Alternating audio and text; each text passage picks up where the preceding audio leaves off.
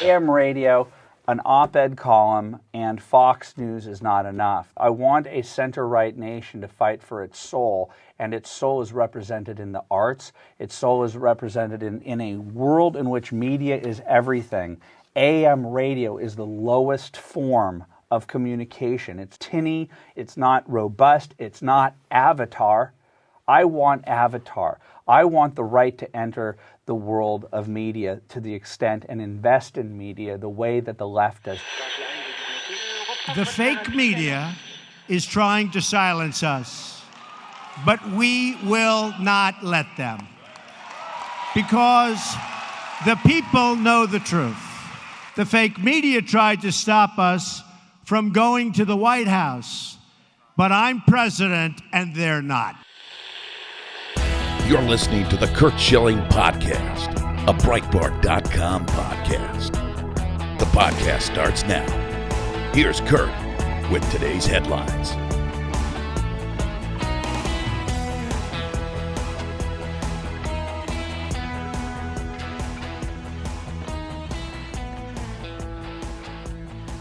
Hey guys, welcome to another edition of the Curt Schilling Podcast. Got a phenomenal show lined up today. Candace Owens is going to join me from the communication director for Turning Point USA is going to join me and talk to you guys and explain what happened to her and Charlie Kirk after they were assaulted in Philadelphia for having breakfast. And then Mark Walters and A.W. Hawkins are going to join me for our Second Amendment Roundtable. We're going to start off, though, in fine fashion. And if you remember this saying, everybody's heard it, pot calling a kettle black. I want you to listen to MSNBC.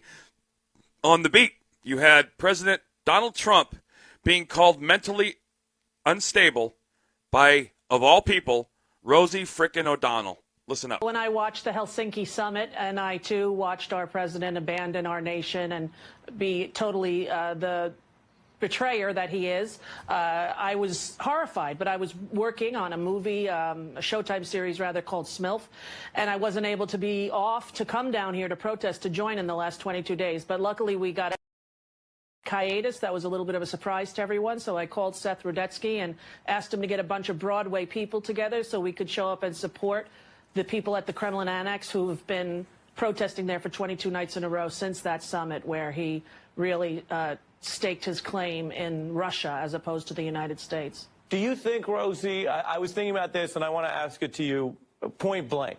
Do you think this is one of those periods in history where you have been proven right, where people who may not have given you the benefit of the doubt and thought you and Donald Trump had some sort of quote-unquote celebrity feud have come to learn things about him that reflect a problem with his leadership and why he's not fit for office? Has that been a turning point since Helsinki? Because we've heard from more people and more people across the spectrum that Helsinki raised profound questions about whether he should be president. Well, he should not be president, and I don't believe that he's a legitimate president. I believe if it wasn't for Russia, he never would have won. And I think that the reason he's not so panicked about Russia is because he knows they're going to try again to do exactly what they did in 2016, although the mainstream media won't say it yet. They actually gave him the election. I believe that firmly, and I think a lot of people do. I think the media is a little bit slow, mainstream media, in coming around to where the people actually are. It took you guys a long time to call him a liar, and the man's been lying every day since he's been in office. So, you know, I think Helsinki was the last straw for a lot of people. It was like, forget it. You can't get more blatant than what he did right there. Swore his allegiance to Russia, not to his own country. And I believe he should be impeached. I'm sickened by Congress that doesn't call for articles of impeachment when we have so much evidence of his horrible high crimes and misdemeanors. So much evidence. By so much evidence, she means absolutely none. Then we can agree. That's the level of stupid the left is working with. And to ratchet up the stupid, Elizabeth Heng is a Republican congressional candidate. She had a video. She grew up in Cambodia, where communism and all the things that these left want, it's about her life. And Facebook banned it. I want you to listen to this and tell me which part of this is disrespectful or sensational. In Cambodia, under Pol Pot's Khmer Rouge, being young and single often meant a gruesome life and likely death. They approached my father, and in order to save his life, he said he was about to be married. They asked him, to whom? He pointed to the prettiest girl that he saw, having never spoken to her before. The soldiers approached her, and she said yes. They got married the very next day. 41 years later, they're still the happiest couple I know. Great things can come from great adversity. Fresno's home, but America's booming economy never made it to our district. Empty buildings, homeless, desperate people. Our congressional district is one of the very poorest in America. For 14 years, we've been represented in Congress by a nice man, Jim Costa, but so little has changed. Look around. This is what we can still expect to see 14 years from now, unless we plan for a better future. Facebook claims that it doesn't allow shocking, disrespectful, or sensational content. You heard that entire ad. By shocking, disrespectful, or sensational, Facebook is saying we don't want to hear about the real world. Because the real world can be shocking, it can be disrespectful, and it can be sensational. The fact of the matter is this woman is talking about coming from the worst possible background to America, where she had an opportunity she never would have had anywhere in Cambodia. And now she's running for Congress, and she's in a district that is getting absolutely ravaged. She said it. The gentleman that's been running this district and the congressional representative is a nice man, but in 14 years, nothing's changed. And Facebook banned it. Facebook banned it. That ad was banned by Facebook. Switching gears, let's move on. Fox and Friends, John Bolton, National Security Advisor John Bolton, was on talking about the goal of sanctions against Iran, fighting against Russian election interference and denuclearizing North Korea. Listen up. We definitely want to put maximum pressure on the government. And it's not just to come back to discuss fixing a deal that's basically not fixable, dealing with the nuclear weapons aspect. We want to see a much broader retreat by Iran from their support for international terrorism, their belligerent military activity in the Middle East, and their ballistic missile nuclear-related program. So there's a lot going on here that Iran needs to be held accountable for. Ambassador, let's switch gears. Last week, there was a show of force. You had all the intel chiefs there in the press room. You were there as well, the Department of Homeland Security Secretary, talking about how Russia, even today, apparently, is still meddling in our election process. Given that, it kind of looks like Putin told our president a lie.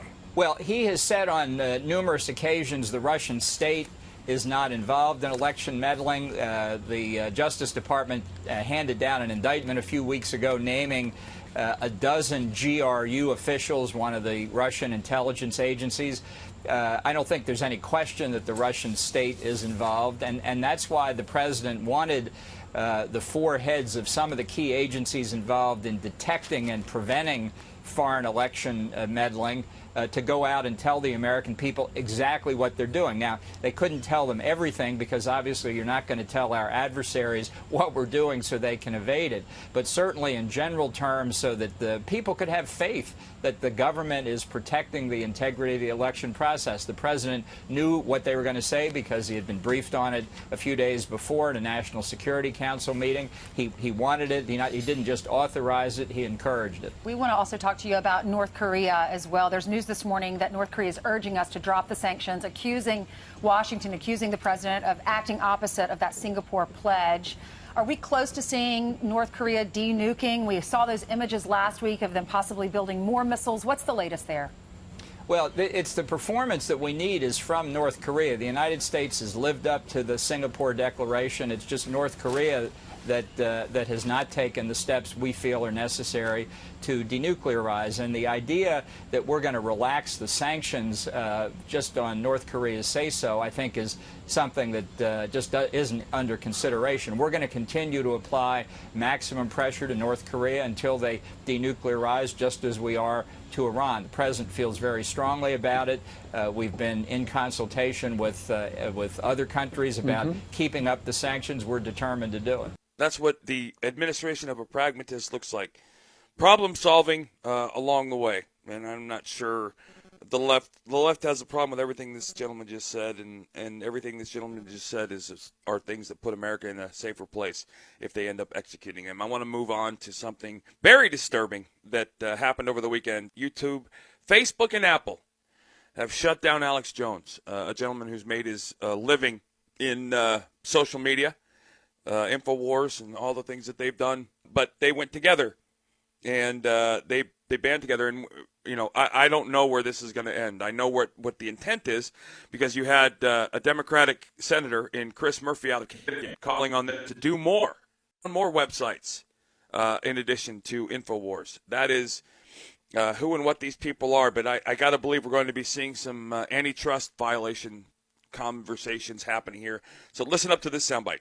This happened very quickly over the past 24 hours. It seems to really have been prompted perhaps by Apple. Apple last night removed the entire library of Alex Jones's podcasts from their store. And then we've seen throughout the day, actually, tech platforms just basically remove Alex Jones from their websites. After Apple removed the podcast, then Facebook came out this morning, and actually really early in the morning, and they said that they had unpublished InfoWars and other pages associated with Alex Jones. Yeah. And then YouTube, which had previously issued some sort of suspension effectively where they couldn't live stream, decided to remove their YouTube page altogether. And now we're just kind of seeing other tech platforms, small ones even, just dissociate with Alex Jones. Obviously, what he spews is hate and it's abhorrent, but how many folks are on the other side saying freedom of speech? A lot of people are, particularly Jones's defenders, are saying that they're worried that this might lead to other pages, particularly conservative media pages, being removed. I think it's important to note, though, that Alex Jones had really flagrantly violated a lot of the community standards that YouTube, that Facebook, that Apple have had in place for quite some time. And actually, if you look at it, they say that they removed them because they violated the standards, but Alex Jones had been violating these standards for some time. Yeah. And they only actually took action after weeks of media pressure, after weeks of the media outlets saying, you say that this would violate your standards, so why is this still being allowed to be posted? The quote-unquote standards clearly are selectively enforced, and they change on a daily basis. How many times have you seen a new terms of service agreement flash across your screen? And they're setting themselves up to absolutely silence conservative voices. Agree or disagree with them is irrelevant if you're conservative. There's working for Breitbart, I recognize that we absolutely are in the crosshairs, as well as individually in the crosshairs of that very same thing. So this is who the left is. They are the very thing they aren't for freedom of speech, not even remotely close. They don't have freedom of speech or the Second Amendment as an interest of theirs in any way, shape, or form. And finally, I'm telling you guys, this is going to lead to somebody being shot and killed. I hate to think that. Unlike Maxine Waters, I don't want to see that happen. But you're going to hear from her in a little bit. Candace Owens and Charlie Kirk. It was on Fox and Friends. You're going to hear the story from Candace in just a few minutes about the actual event. But they weren't heckled. They were assaulted. By law, they were assaulted by protesters in Philadelphia. Listen up. They want us to apologize or back away from our support of the president.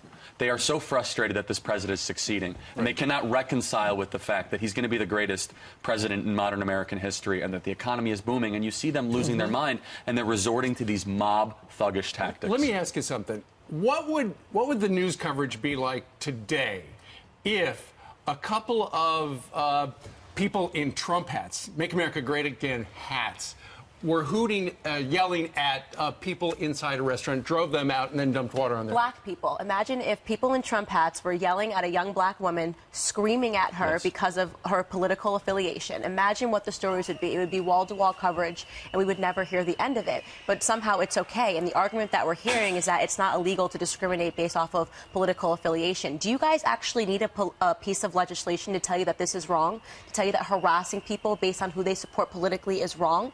And that's where we're at in this country. We have to start considering rights for conservative thinkers. Guys, go to Breitbart.com and listen to the sound from that event. There's a link, there's a story there. Listen to the sound of what happened and look at the video of what happened. And you're going to hear from Candace Owens in about 2 minutes explaining the event. But please go look at that, listen to that before you listen to Candace, and understand what just happened to them, and more importantly, understand why it happened. The left is asking for a fight they really don't want, and it seems to me we're on a collision course with that. Back in just a minute with Candace Owens. Breitbart News Daily with Alex Marlow. Censorship is a key issue here, particularly for people on the right. Do you think it was addressed adequately? Definitely not. It was useful to name check Diamond and Silk. It was useful to check even politicians who had campaign ads that were shut down. But in every case, Zuckerberg was allowed to essentially dismiss the case and move on. Breitbart News Daily, weekdays at 6 a.m. Eastern on SiriusXM Patriot 125. You're listening to the Curt Schilling Podcast. Once again, here's Curt Schilling.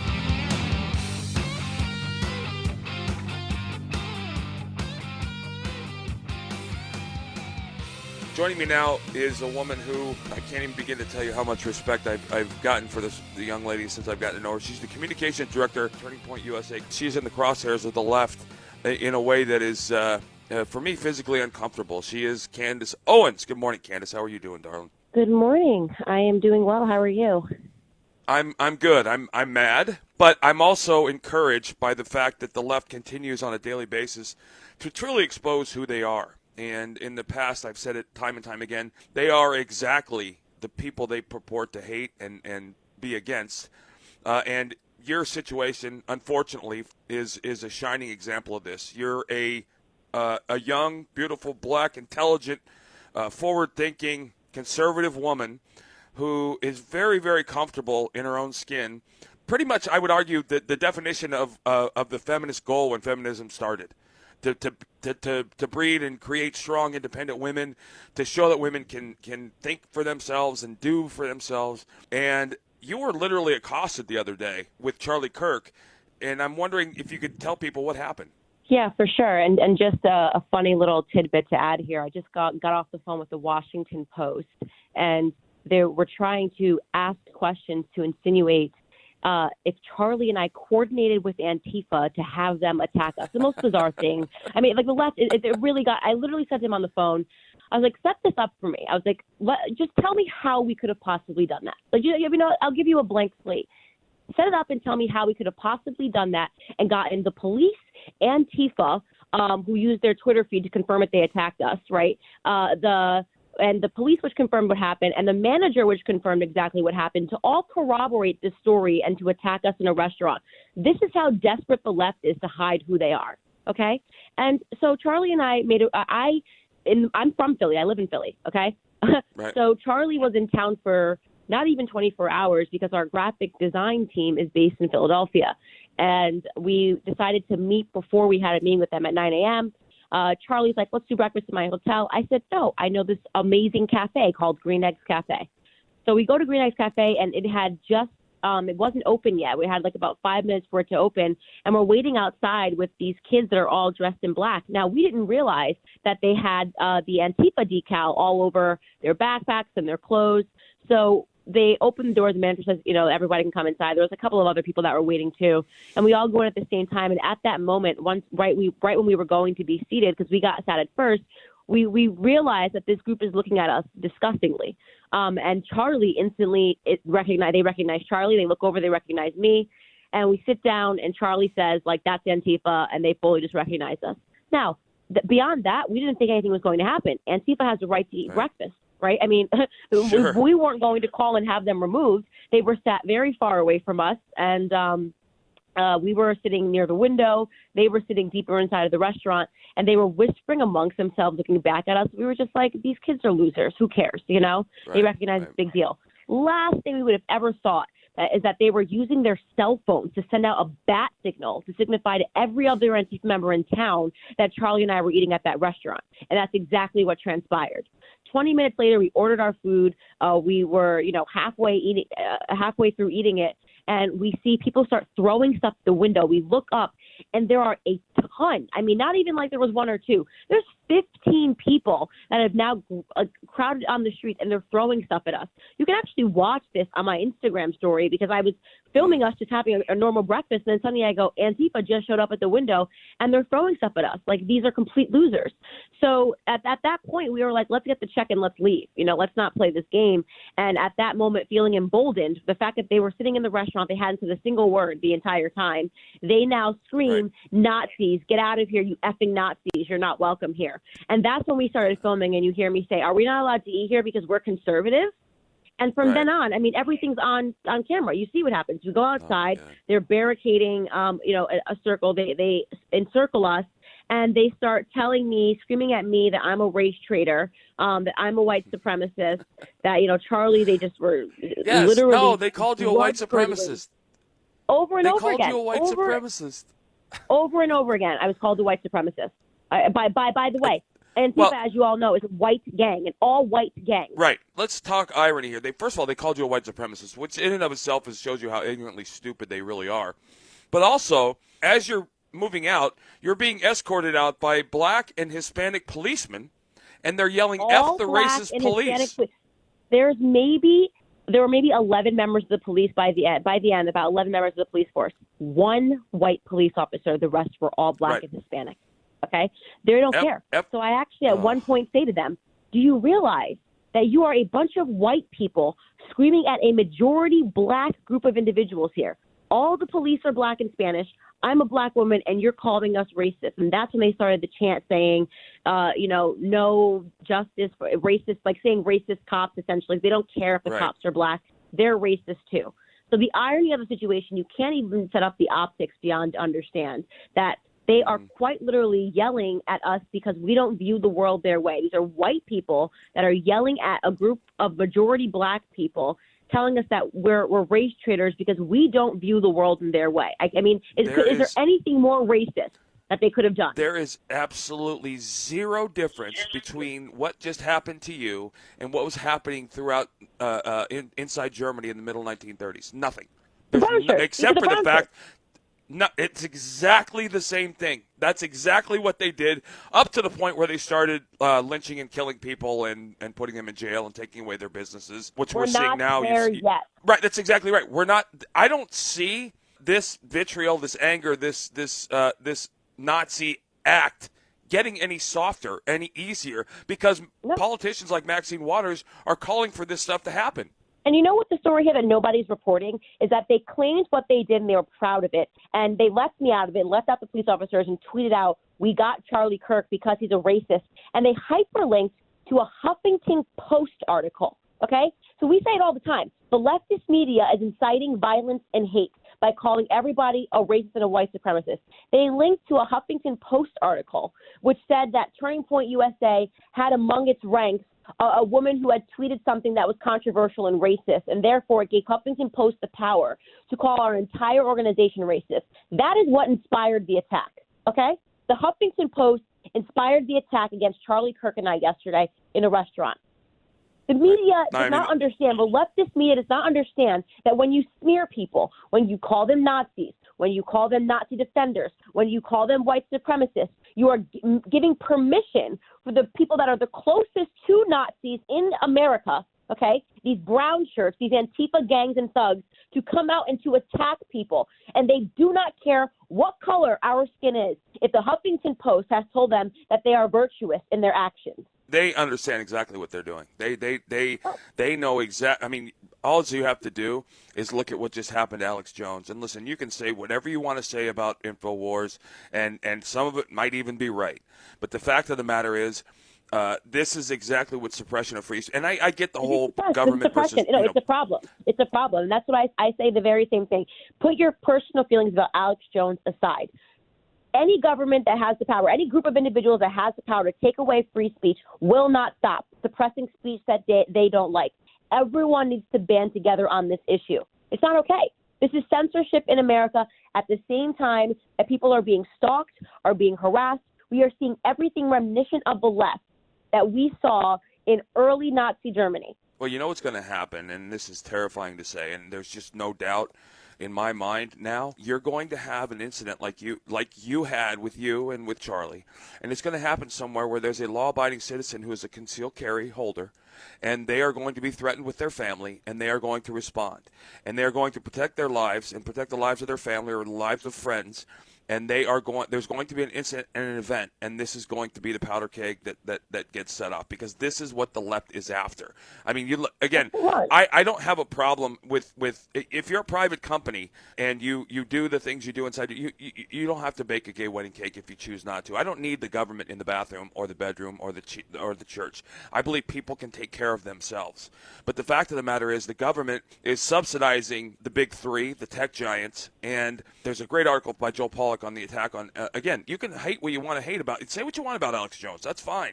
I happen to like the guy. I disagree with some of the stuff that he's done. I think some of the stuff he's done is bad. But the fact of the matter is I don't throw the baby out with the bathwater like the left does. Because if we did to the left what the left does to us, they'd all be in jail. I mean, these are people who have no moral compass. And again, they are the thing they purport to hate. They are racist. They are sexist. Saul Alinsky's rule for radicals: blame the other side of exactly what you are doing. That is what the left is doing right now. If you were to take what the left purports to want, if you were to draw a perfect representation of what the left believes they stand for, it would be you. It would be a strong, independent, intelligent, forward-thinking black woman who can think for herself, do for herself, and be herself without fear of being shunned or anything like that. You are what they purport to love, and they were out there throwing things at you, calling you all white people, by the way, calling you a racist, and look at every turn right now. The speaking tour you're on, again, I don't have a problem with protests. If they want to stand outside and they want to peacefully protest and say, the things that they do, that's fine. But the fact is 11 police officers who should be fighting actual criminals are having to come to your defense because there's a potential you might be physically harmed. And they threw stuff. They threw eggs. They threw water. That's assault. Yes, exactly. And the police asked if we wanted to press charges. We declined because, you know what, this is not what we're out for, right? We got enough just demonstrating what we have been going around on college campuses trying to let people understand is that they have been duped, they have been lied to. The liberal people are the violent people in this party. The Democrat Party are the violent people. They are the evil party, okay? And they proved that yesterday. But what's really scary to note is how quickly they managed to assemble, okay? That was within 20 minutes. That many of them were outside. This is a well-funded effort. This is 8 a.m. in the morning is when that cafe opened, okay? How did that many people, if they had jobs, suddenly leave their job, get half naked in black gear with, black handkerchiefs around their face, okay, and show up at that cafe? You want to know what happened? It is their job. They are paid to promote hate, and they knew exactly what to do. They got really close to my face, and they were screaming out of that megaphone, and I can't do anything, right? I pushed the megaphone out of my face at one point, and I said, get that megaphone out of my face. They were with inches of my ear screaming, whistling, okay, with inches in my ear, trying to get me react so that they could get on camera, Trump supporter reacts and punches, person in the face. That's what they wanted. This is an opinion and nothing more.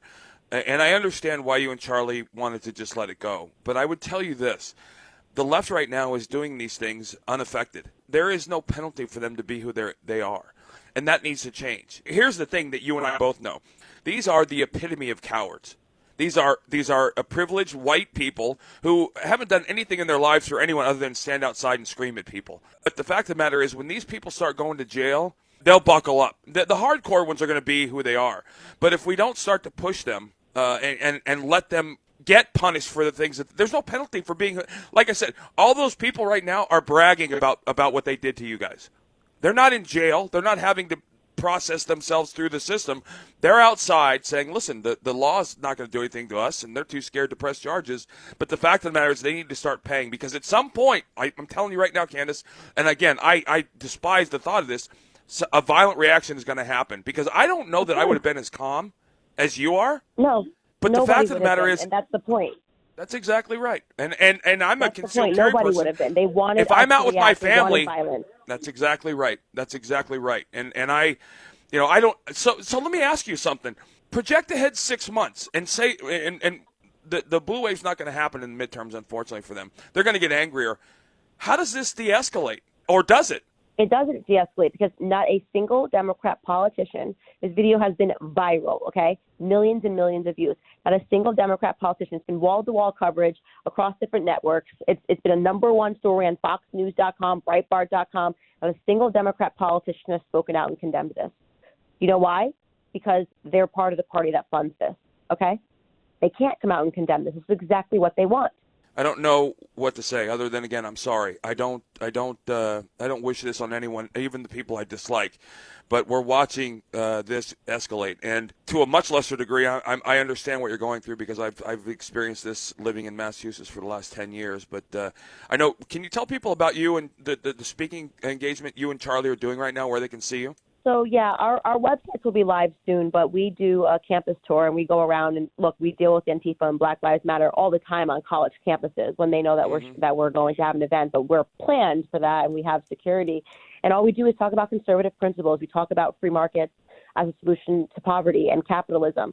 We talk about the dangers and the horrors of socialism as it exists today and as it's always existed, as it's, killed 100 million people in the last 100 years. And what I speak about specifically is what really transpired in the Black community, what and who and when led to the death of our communities altogether. And the answer, of course, is always leftist policies. It's LBJ and the Great Society, and how individualism and independence is the only way that we are going to get ahead.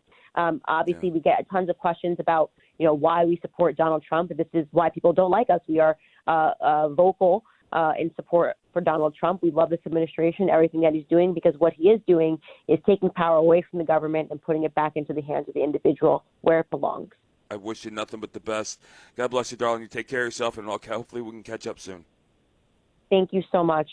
Communications Director for Turning Point USA, Candace Owens. You can follow her on Twitter at Real Candace. That's two A's, CANDACEO. Real Candace O on Twitter. We'll be back in just a minute. Breitbart News Tonight with Joel Pollack and Rebecca Mansour. I said that it's the epitome of hypocrisy. Unless you fall in line with their liberal agenda, this uniparty, globalist, liberal agenda, they will never support you. They use the whole gender issue, of course, as some kind of tool to prop up their messaging, but it's the phoniest thing. Sirius XM Patriot, Channel 125. We want to hear from you. Tweet the show at Garrick38. Once again, here's Curt Schilling. Joining me now, as they do each week, from Armed American Radio, Mark Walters. You can hear him 6 days a week on Armed American Radio, and the author of his podcast, Bullets, which comes out today, and Second Amendment columnist for Breitbart News, Dr. A.W. Hawkins. Good morning, gentlemen. How you guys doing? Wonderful, guys. Doing great. I just got out of a discussion with Candace Owens, and she's talking about the event that happened in Philadelphia the other day. And I want to ask you both, and I'll start with you, Mark. Candace Owens was explaining the incident. They were by law, they were assaulted. It's no gray area. They had items thrown at them. They had eggs thrown at them. They had a group of people form up outside of a restaurant. Literally within an inch of her ear, she said they had a megaphone. They were yelling at her. I don't know that I would have been as calm as either one of them were, but it's a textbook definition of assault. And we've talked about this, Mark. We're getting close to an incident where somebody like you or I is going to be confronted, and it's going to be a potentially life-threatening situation, and they're going to pull a gun, and somebody's going to get killed, and then we're going to see that powder keg. And I don't understand. I don't think there's a way to avoid this the way we're going now, especially with our politicians. No, I don't. I agree with you 100%, and we have talked about it before. I've mentioned it a number of times, and I've asked a number of my guests the same question over the last year or so, and that is, what's the light at the end of this tunnel? I asked Judge Jeanine Pirro. I think you probably did too when she was on your show. I asked her the same question. Do you see a light at the end of this tunnel? How do we get out of this? The answer to that, from everybody that I've talked to so far, has not been encouraging, because the left is in a fit of rage. They are filled with hate. The rage is boiling over, and I am very concerned about what's going to happen when they don't get their way in 2018 at the midterms. There's going to be 2 very dangerous long years between now and 2020, and I don't know what's going to happen when they don't get their way in 2020 either. But there is real potential for extreme violence here. We just got another taste of Antifa in Portland again over the last few days. And then what happened with Kirk and what happened with with Candace is more evidence of the fact that the left is just simply unglued. And you're absolutely correct. Unfortunately, I'm going to predict some type of violent event myself. I don't see any way around it, and I'm not the only one that thinks that way. Hey, A.W., listen, you wrote something. To further Mark's point and to further the discussion, you wrote an article, and it's up on Breitbart right now, and it is absolutely mind-boggling. But there is a soundbite of a woman who, this is her quote, "We have people who think it's okay to kill an intruder in their homes." I don't even know where to begin with that, but that's the opposition. That was a quote. And A.W., see if you can explain to me what she said. A gun ban is absolutely what's necessary. I think we need to start from scratch with the whole gun issue. You're exactly right. This is what we're up against. And I talked to Mark about this, too, a couple of days ago. But, every town for gun safety gave away free ice cream. So these people come for free ice cream at this protest. That's the truth. I'm not making that up. And they're there for free ice cream. They're talking to this woman, and this woman says that she cannot believe that some people think it's okay to shoot an intruder in your house. And then she goes on, as you say, we need a complete ban. We need to start from scratch on guns. This tells you how out of touch these people are. See, in her mind, if we would just issue a complete ban, every gun in America would disappear, including those on the south side of Chicago, those in the heart of Baltimore, those in the bad areas in Los Angeles. They would all just disappear. Even the criminals would give theirs up, and we could just start all over. They live in a dream world, and nothing that they want is going to happen. Another one of those protesters, another protester said she had shown up because she wanted to ban fully semi-automatic guns. And another protester said she showed up because the difference between an automatic and a semi-automatic is the ammunition they use. I'm not making any of this up. This is how ignorant the people are who want to take your guns. And the fight continues, though, because they will show up for free ice cream. And if they'll roll out on a hot day in Virginia for free ice cream and stand on asphalt, they'll surely call your senator and try to pressure him or her into banning your guns. And that's what we're up against. Guys, listen, one of the things that should trouble people is Candace spoke about this event yesterday, and this went from 3 or 4 people who were standing outside the restaurant where they were getting ready to have breakfast before it opened, and during the breakfast, they were using their cell phones, and they organized at 8 a.m. in the morning on a weekday where people with jobs are at work. They organized a protest of more than 50 people inside of 20 minutes. Their job is being paid by people to do these things. This is their job. Yep. This is what they do. And again, if you want to peacefully protest, by all means, go ahead. But this is starting to get dangerous in ways that somebody is going to get somebody hurt. And isn't this exactly what Maxine Waters was calling for? It is exactly what she was calling for. You're seeing a confluence now of the First Amendment, the Second Amendment in ways that we haven't seen it before. You're seeing the Second Amendment Foundation fight it with Cody's case. You're seeing the First Amendment and the Second Amendment become tied together and intertwined. There's a reason that's number one and number two. And you're seeing the left trying to use the First Amendment to shut down, and not I'm going to say not trying now, they are. And they're doing it effectively in many cases to shut down Second Amendment rights. And that is exactly what Maxine Waters was calling for, whether she wants to say it or not.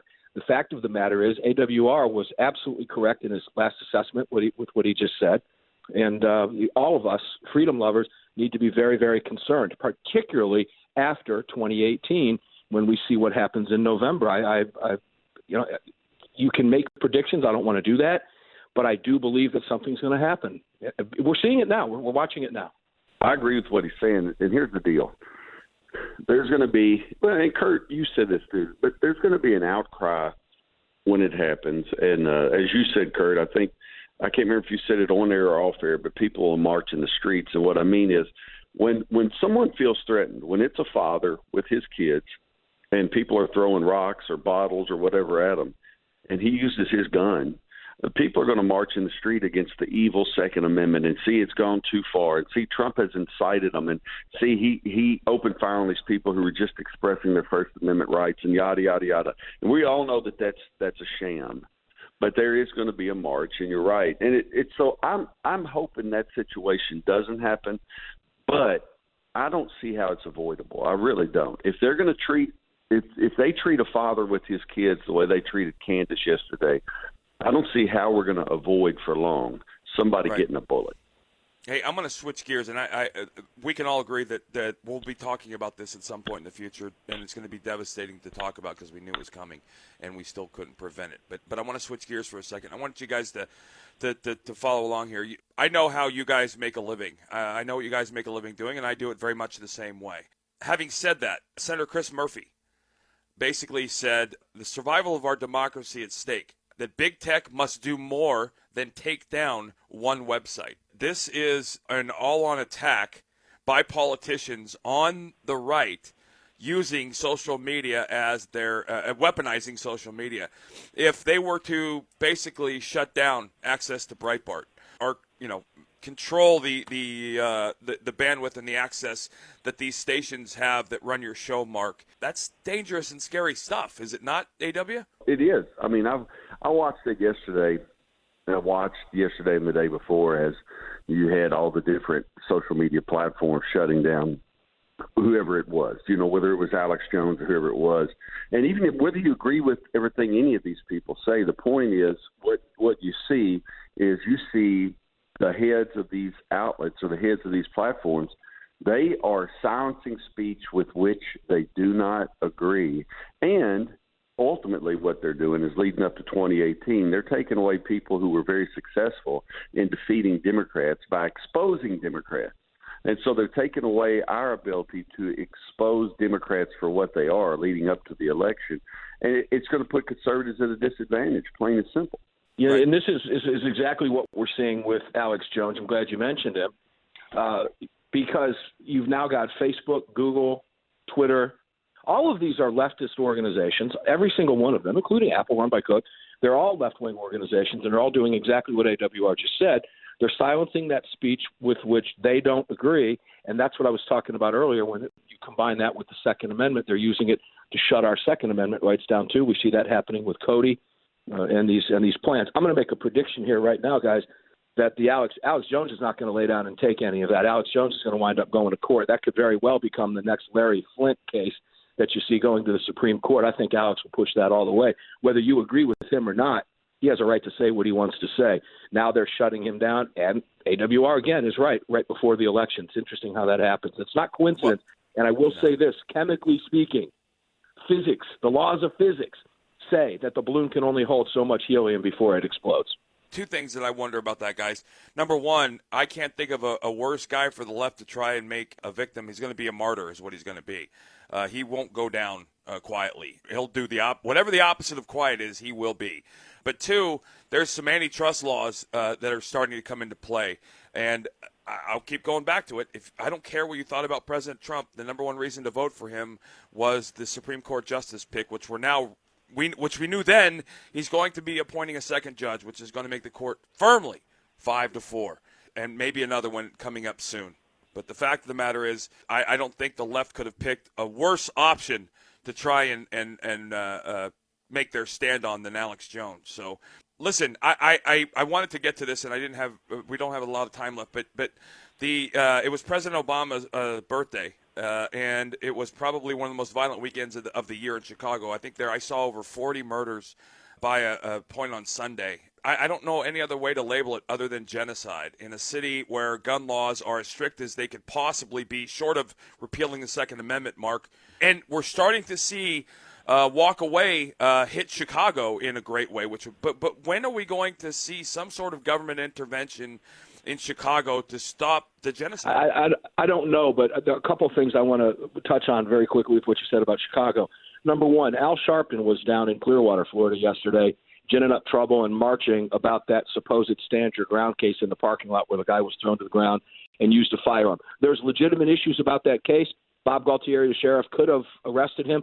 But the point that I'm making here is that while Sharpton is down fighting a bogus thing that he knows he's going to get pressed with, he ought to have his ass in Chicago is where he ought to be. If he had any semblance of integrity and he was honest, any semblance of honesty, he would be in Chicago because of the carnage and that you're mentioning here on this program. 72 people shot over a weekend, and I think AWR's got the number, I think 25 or 30 of them in a 2.5-hour period, something lunatic like this.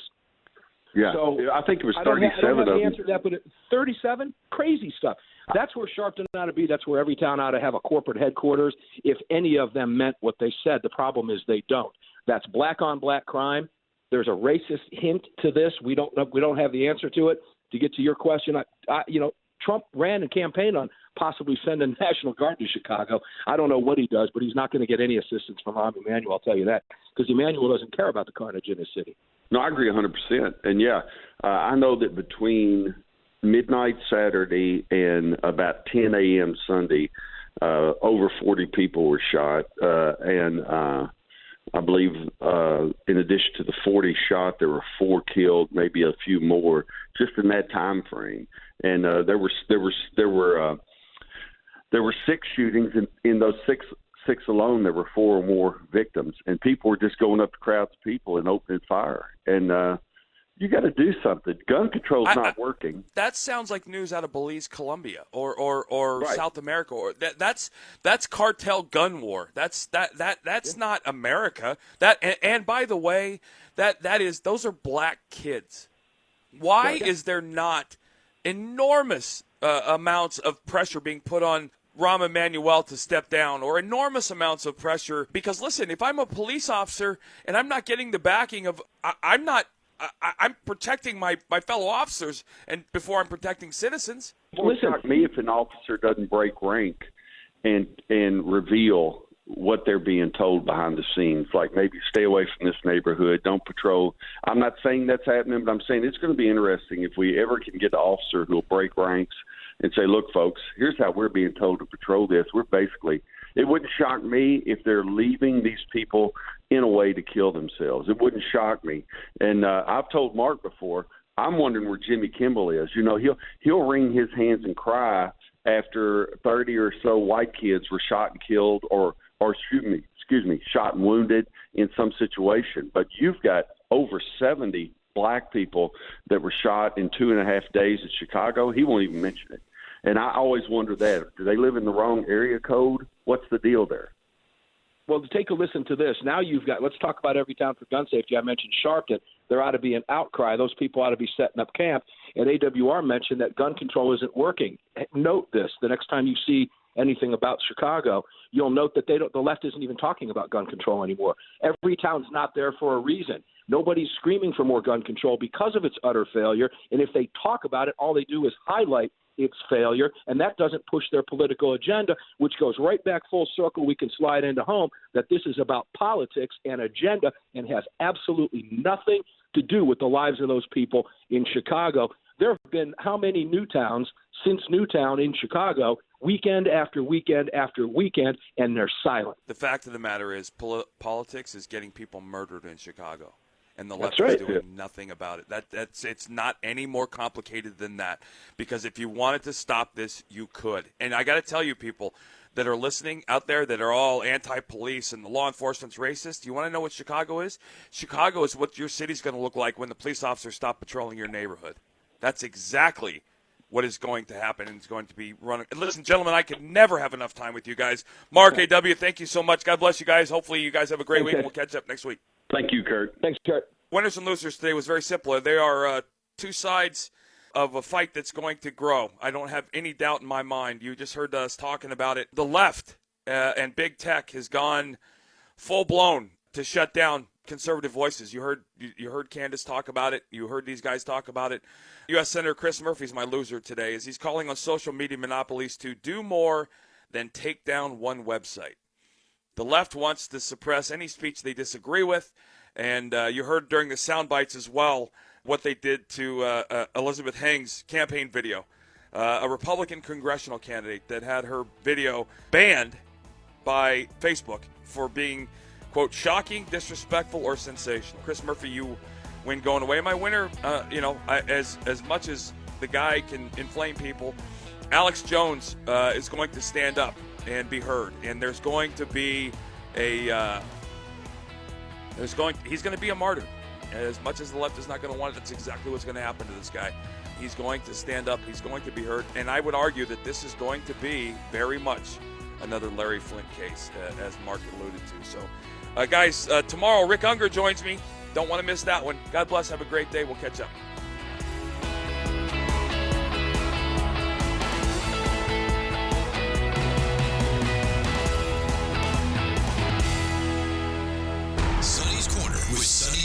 I want to actually take a couple of the references to Donald Trump from hip-hop. And then we're going to try to see if we can figure out why they like Donald Trump. Jay-Z said, I'm at the Trump International. Ask for me. Raekwon said, I'm the black Trump. They are comparing themselves to what he represents. His wealth, his achievement. Capitalism. Sonny's Corner with Sonny Johnson. Saturday from 1 to 3 p.m. East on Sirius XM Patriot 125.